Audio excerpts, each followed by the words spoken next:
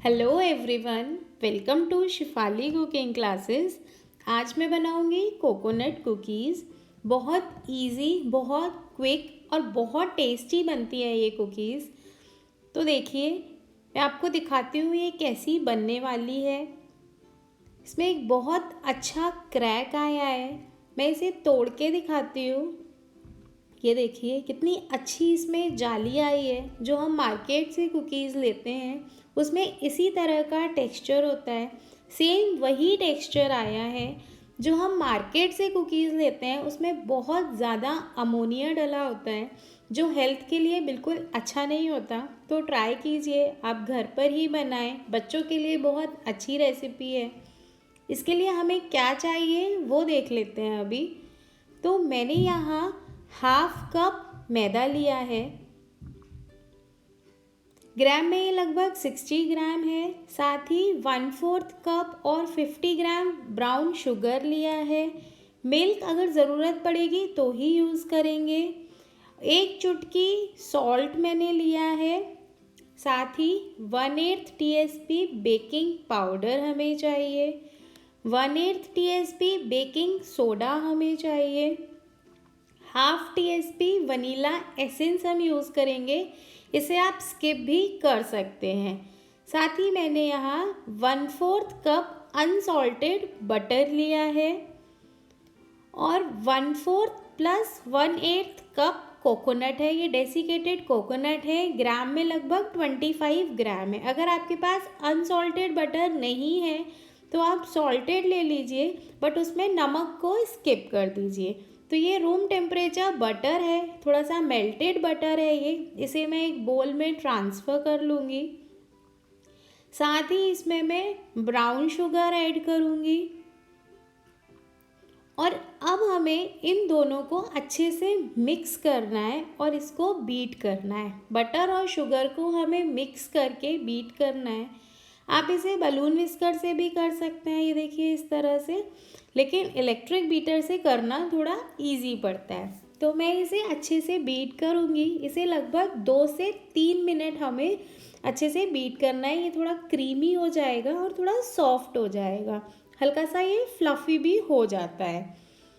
तो इस तरह से हमें इसे बीट करना है। ये देखिए हल्का सा कलर भी इसका लाइट हो गया है, ये क्रीमी भी हो गया है।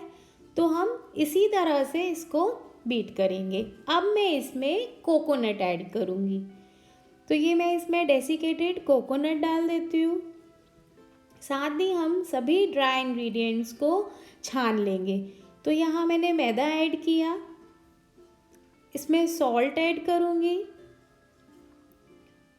बेकिंग पाउडर ऐड करूँगी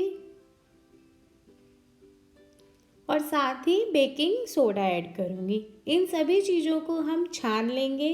इस काम को आप पहले भी करके रख सकते हैं और इस स्टेज पे भी आप छान सकते हैं। अभी हम इसमें वनीला एसेंस ऐड करेंगे। तो यहाँ मैं half teaspoon vanilla essence add कर रही हूँ। इसकी जगह आप कोकोनट एसेंस भी यूज़ कर सकते हैं। तो ये मैंने हाफ टीस्पून इसमें वनीला एसेंस ऐड किया। अब हम इन सभी चीज़ों को मिक्स करेंगे। हम देखेंगे कि हमें दूध की ज़रूरत है या नहीं। अगर ये सब ऐसे ही अच्छे से इकट्ठा हो जा रहा है, एक सॉफ्ट सा डो बन जा रहा है, तो हम इसमें दूध नहीं ऐड करेंगे। और अगर हमें लग रहा है कि हमारा जो मिक्सचर है वो बहुत ज़्यादा ड्राई है, तो हम उसमें 1 टीस्पून मिल्क ऐड करेंगे। तो मुझे मिल्क की ज़रूरत नहीं पड़ रही है, मैं मिल्क हटा देती हूँ। और आप देख सकते हैं हमारा डो लग गया है, एकदम सॉफ्ट सा डो है। इसे हमें बहुत गूँथने की, बहुत नीड करने की ज़रूरत नहीं है। सब कुछ अच्छे से इकट्ठा कर लीजिए और एक सॉफ्ट सा, स्मूथ सा डो बना लीजिए। ये देखिए, जो भी फिंगर पे लगा हुआ है, हाथ में लगा है, वो भी निकाल लीजिए और इस तरह से एक सॉफ्ट सा, स्मूथ सा डो बना लेंगे। अब मैं इसे आधे घंटे के लिए फ्रिज में रखूँगी। तो मैंने ये बोल लिया है, इसमें मैं इसे रख दूँगी और इसे ढककर आधे घंटे हमें फ्रिज में रखना है। ये स्टेप आप स्किप मत कीजिए, क्योंकि इससे क्या होता है कि सारे इंग्रेडिएंट्स आपस में अच्छे से मिल जाते हैं, बटर थोड़ा सा हार्ड हो जाता है। अभी 30 मिनट्स हो गए हैं, चेक कर लेते हैं। तो ये देखिए अभी डो हल्का सा हार्ड हो गया है, क्योंकि फ्रिज में रखने से बटर जम गया है, जिसके कारण डो हल्का सा हार्ड हो गया है। ऐसा ही हमें चाहिए। अब हम इसके बॉल्स बनाएंगे। तो लगभग इतने डो के साथ, इतने इंग्रेडिएंट्स के साथ हमारे बड़े साइज़ के 7 कुकीज़ बनते हैं।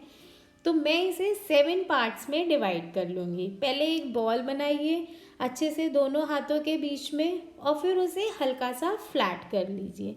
बहुत ज़्यादा फ्लैट नहीं करना है, क्योंकि ये जब बेक होता है तो अपने आप फ्लैट हो जाता है। 2 कुकीज़ के बीच में बहुत अच्छा गैप रखना है, ताकि वो आपस में मिलेंगे नहीं। तो ये देखिए इसमें कोई क्रैक नहीं है, अभी एकदम अच्छे से इवन बॉल्स बनाई है मैंने। बहुत ज़्यादा मैंने इसे दबाया भी नहीं है, और ये एकदम राउंड भी नहीं है। अब मैं इसे बेक करूँगी। तो मैंने अवन प्रीहीट कर लिया है 150 डिग्री सेल्सियस पे। शुरू के 5 मिनट हम इसे नीचे के कॉइल पे बेक करेंगे, और उसके बाद 5 से 6 मिनट हम दोनों कॉइल्स ऑन करेंगे। इसे बेक होने में लगभग 10 से 12 मिनट लगते हैं, ये डिपेंड करता है अवन टू अवन। ये देखिए क्रैक आने स्टार्ट हो गए हैं, और ये फैलना भी स्टार्ट हो गया है। मैंने ऊपर और नीचे दोनों की कॉइल्स ऑन कर दी हैं। अभी लगभग 10 मिनट हो गए हैं, चेक कर लेते हैं। ये देखिए अच्छा सा कलर आ गया है हमारे कुकीज़ में। इसे हम निकाल लेते हैं। इसे और ज़्यादा हमें नहीं बेक करना है। कुकीज़ बेक करते समय बहुत ध्यान से बेक कीजिए। हर 5-5 मिनट में, शुरू के 5 मिनट के बाद हर 2-2 मिनट में आप चेक करते रहिए, क्योंकि ये बहुत जल्दी जलती हैं। तो देखिए कितना अच्छा टेक्सचर आया है, कितने अच्छे क्रैक आए हैं, कितनी ये फैल गई है, कितनी हमने छोटी बनाई थी और ये कितनी बड़ी हो गई है साइज़ में। तो एकदम परफेक्ट रेसिपी है। आप इसे ज़रूर ट्राई कीजिए, और मुझे कमेंट करके बताइए आपको ये रेसिपी कैसी लगी। आप किस तरह के रेसिपीज़ और देखना चाहते हैं, मुझे कमेंट करके बताइए। साथ ही अगर आप कोई रेसिपी मेरी बनाते हैं तो मुझे कमेंट करके बताइए कि वो आपको कैसी लगी, कैसी बनी। तो अगर आपको वीडियोस पसंद आ रहे हैं तो वीडियो को लाइक कीजिए, चैनल को सब्सक्राइब कीजिए। See you in the next recipe. Bye.